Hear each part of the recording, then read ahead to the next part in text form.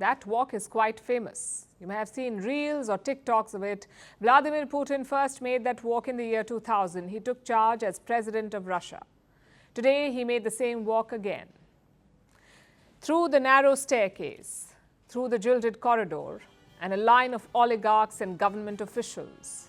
It's not just a presidential inauguration, it is a statement of authority. It's Putin's way of saying, I am the boss.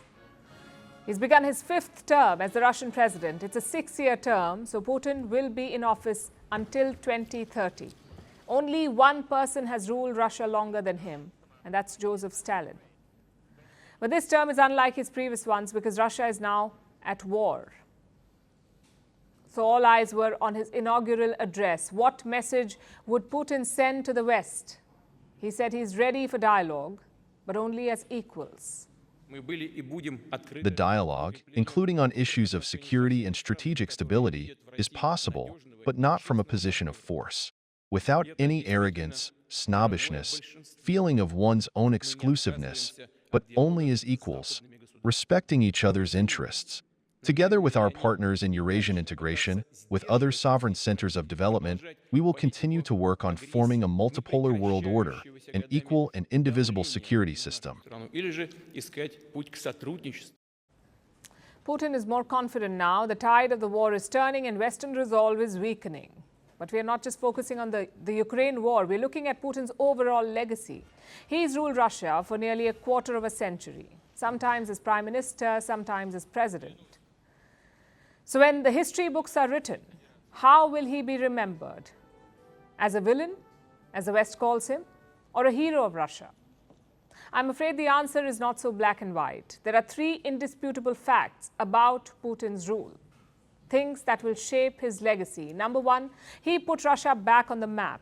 After the Cold War, no one expected this. Russia's economy and society were broken. In 1998, they defaulted on their debt, meaning they did not have money to pay back their loans.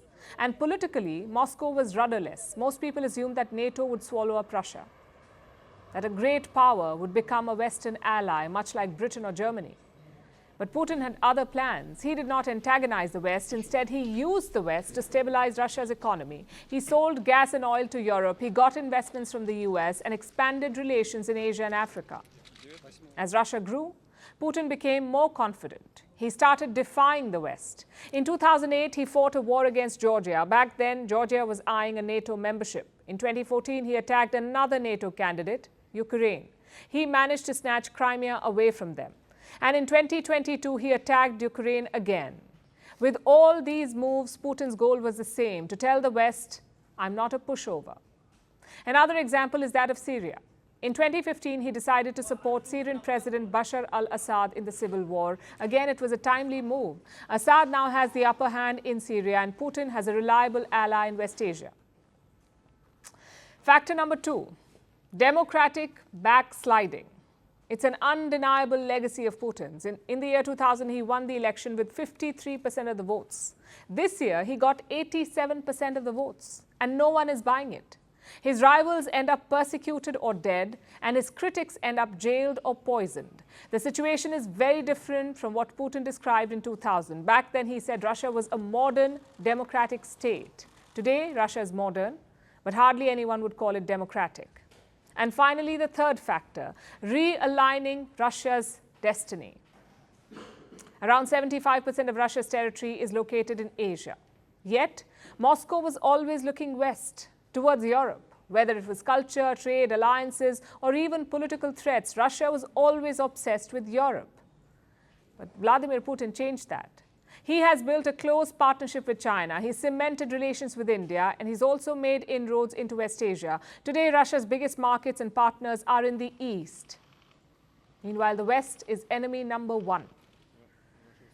I know stranger things have happened. But after the events of the last decade, it's hard to see Russia back in the Western fold. Chances are that chapter is closed, which brings us to Putin's future. He's 71 years old. He will be 77 by the time his term ends. And legally, he can run again. Putin is a great example of leaders making a difference. But honestly, that's also a problem for Russia. Will Putin's successor be as feisty as him? Will he or she be able to hold the country together like Putin has? Or will Russia's ambitions disappear with Vladimir Putin?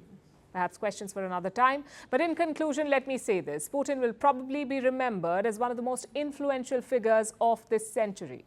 Controversial and ruthless, yes, but also influential.